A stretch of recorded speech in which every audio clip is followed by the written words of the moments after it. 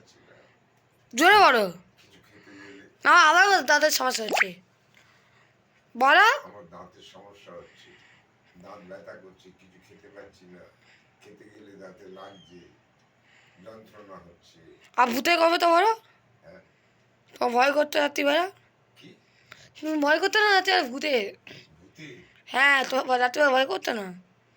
ভূতের গল্প করবো কেন আমি? আরে তোমাকে, আরে তোমার ভয় করতে না কি রাত্রিবেলা তুমি কি বলে না না দিতে, তোমার কি রাত্রিবেলা ভূত ভূত দিতে আসছে? না না, আমার ভয় করে না। না দিতে আসছে কিনা বলো, না, তোমার না রাত্রিবেলা দিতে আসে? ও দিদা আসে, হ্যাঁ দিদা আসে, বলো। দিদা রাত্রিরে আসে, এসে আমার সাথে কথা বলে, আমার এখানে ঘোরাফেরা করে, সীমাকে ডাকে, দিদা এইসব করে, দিদা আসে, দিদা এসে আমার সাথে কথা বলে, আর তোমার কি সমস্যা সেটা বলো। আমার সাথে থাকে। আমার দাঁতে ব্যথা, আমার অনেক সমস্যা। জয় জয় বলো, তাই রাস্তায় কি হয়েছে বলো সেটা আমার দিকে। দাঁতে ব্যথা, আমার অনেক সমস্যা, আমি জোরে চেঁচাতে পারি না, কানে শুনতে পাই না। কথা বলতে থাকো, অন্য কথা বলতে থাকো, হ্যাঁ, অন্য কথা বলো, এইসব আমার চলে। আবার অন্য কথা বলো, হ্যাঁ, অন্য কথা আর কি কথা বলবো বল? বলো। এই এই আমার শরীর খারাপ, আমার খেতে পাচ্ছি না, ভালো লাগছে না, শরীর খারাপ লাগছে। আমার শোন, একটা গল্প করি, সেই গল্পটা শোন। হ্যাঁ বড় বড় আমি ভিডিও কল করছি।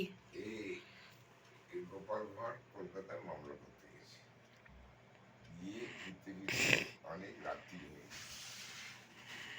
তখনকার দিনে তো অত ট্রেন ট্রেন ছিল না, তো স্টেশনে নামবে, স্টেশন মাস্টার বলেছে গোপাল ভাঁড় আবার ইলিশ মাছ কিনে এনেছে কলকাতা থেকে, হাতে ইলিশ মাছ একটা রয়েছে। তখন বলছি আপনি যাবেন কি করে, এই বৃষ্টি পড়ছে, অন্ধকার রাত, আকাশের অবস্থাও খুব খারাপ। তখন গোপাল বলছি যেতে হবে বাবু, বাড়িতে বউ একটা আছে, সে কি হবে, চুরিচামারি হবে বলে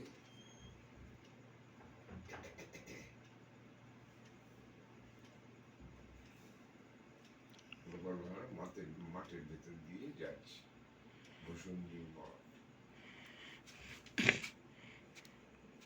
সেই মাঠের মাঝখানে একটা আশাওড়া গাছ আছে, সেখানে একটা পেদিনী থাকে। গোপাল ভাঁড় আসছে দেখে সেই পেদিনীটা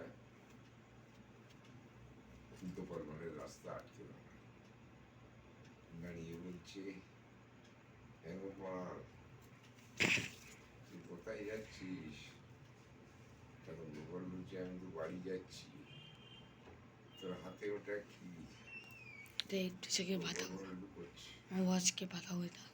তখন বলছে এই তুই লুকোচ্ছিস কেন, দেখতে পাইনি? টিভি চ্যানেলে বাধা হবে, ইউটিউব চ্যানেলে বাধা হয়ে থাক।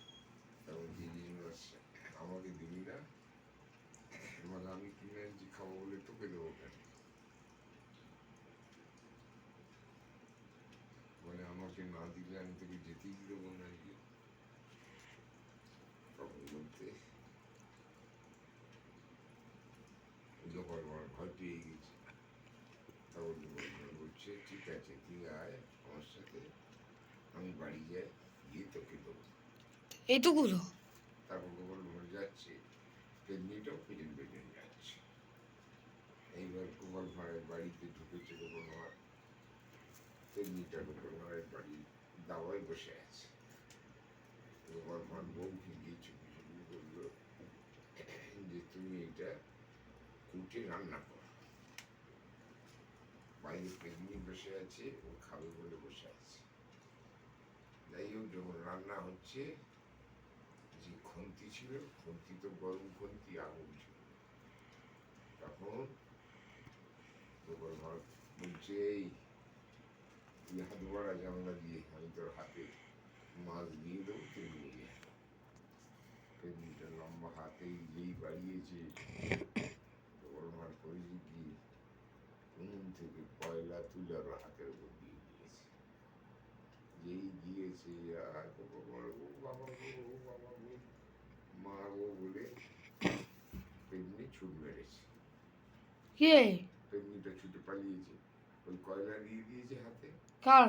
ওই পেন্নির হাতে। আর পেন্নির ওই ভূত আগুনকে খুব ভয় পায়, আগুন দেখলেই ওটা ভয় পায়। এটুকু তো?